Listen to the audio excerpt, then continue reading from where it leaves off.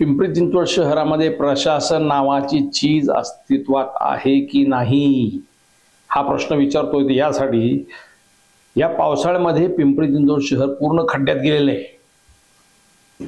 शहरामध्ये जवळपास 2371 किलोमीटरचे रस्ते, त्यापैकी 2000 किलोमीटर रस्ते हे छोटे मोठे आहेत, परंतु जे महत्त्वाचे रस्ते आहेत मोठे ते साधारण 371 किलोमीटरचे आहेत। सगळे रस्ते खड्ड्यात आहेत, सगळ्या ठिकाणी मोठे मोठे खड्डे पडलेले आहेत। लोक इतके त्रासलेले आहेत, वर्तमानपत्रातल्या भरभरून बातम्या येतात। आज लोकमतचं मी सहज पाहिलं, लोकमतचं काय तर नाही, असे सगळ्याच वर्तमानपत्रांनी सकाळ लोकसत्ता सगळ्यांनी दिले, पण प्रशासन इतकं निगरगट्ट आहे, निर्लज्ज आहे, बेशरम आहे, त्यांना काहीच वाटत नाही। तुम्ही काही छापा, काहीच फरक पडत नाही। खड्डे बुजवायच्या नावाने बोंब। यापूर्वी प्रशासन किमान बातमी आल्यावरती लाजेकाजे खातर त्या भागामध्ये थोडं पाऊस कमी झाला, सुकलं की ताबडतोब तिथे खडी टाकायची किंवा डांबर टाकून ते बुजवायचे। आता महिना झालाय, पाऊस फक्त 8-10 दिवस सुरू आहे, पण आता पाहतोय आपण तर संपूर्ण शहर खड्ड्यांनी इतकं हे झालेलं आहे, भयंकर परिस्थिती आहे, काहीही वाटत नाही। म्हणून म्हटलं प्रशासन अस्तित्वात आहे की नाही हा मोठा प्रश्न आहे। त्याचं कारण असं आहे की खड्ड्यांवरती गेल्या जानेवारीपासून गेल्या वर्षी साधारण 150 कोटी रुपये खड्डे बुजवण्यासाठी खर्च केले। पैसे गेले कुठं? जोपर्यंत जनता या विषयाचा जाब प्रशासनाला विचारत नाही तोपर्यंत हे बैल असेच चरत राहतील। म्हणून हा संतापन व्हिडिओ तयार करतोय मी त्यासाठी। अहो, गेल्या 1.5 वर्षात म्हणजे मागचे जानेवारी 25 पासून आता हे जूनची 26 पर्यंत शहरामध्ये 580 अपघात झालेत। खड्डे कारणीभूत आहेत त्याला, खड्डे। त्याच्यामध्ये 580 अपघातामध्ये 60% टू व्हीलरचे अपघात आहेत, ते केवळ खड्डे चुकवण्याच्या नादात झालेले अपघात आहेत। म्हणजे टू व्हीलरच्या अपघातामध्ये जवळपास 335 लोक गेले, मृत्यू झालेत। किती सिरियस मॅटर आहे, परंतु प्रशासनाला त्याची काहीही पडलेली नाही। कारण का? इथली जनता झोपलेली आहे, जनता जाब विचारत नाही। हा इतका सिरियस मुद्दा आहे। खड्डे बुजवण्याचे काम केलं, 150 कोटी खर्च केले, एकदम थर्ड क्लास काम केलं, थर्ड क्लास। त्याच्यावरती तुम्ही जाब विचारला पाहिजे। 150 कोटी गेले कुठे? आज 580 लोकांच्या मृत्यूला ही महापालिका जबाबदार आहे, हे प्रशासन जबाबदार आहे, असं ठामपणे मी सांगतो तुम्हाला। परंतु तुम्ही जोपर्यंत जाब विचारत ना तोपर्यंत याच्यात काही फरक पडणार नाही।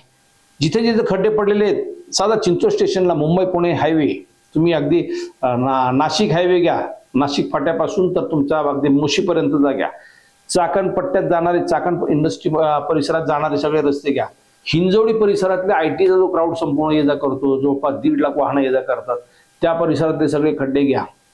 तुम्ही औंधरावेत BRT रस्ता घ्या किंवा शहरातले अंतर्गत कोणतेही रस्ते घ्या, जिथे जिथे सिमेंटचे रस्ते केले त्याच्या सुद्धा साईड पट्ट्या संपूर्ण खचलेल्या आहेत।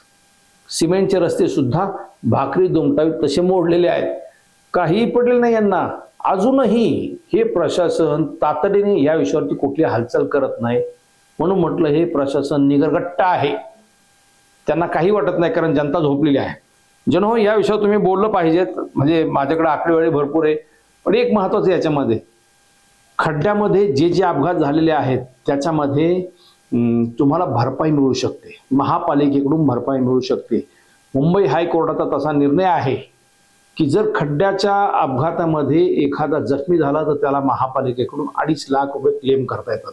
त्यासाठी त्यांनी खड्ड्याचा फोटो, पोलिसांची कंप्लेंटची कॉपी, त्या पंचनामा, एक साक्षीदार हे घेऊन महापालिकेकडे अर्ज करायचा आणि सरळ 2.5 लाख रुपयाची भरपाई जखमी झालेल्यांना। जर मृत्यू झाला असेल तर त्याच्या वारसाला 5 लाख रुपये द्यावेत, असे हायकोर्टाचे आदेश आहेत आणि ते या महापालिकेला लागू आहेत, पुणे पिंपरी चिंचवडला।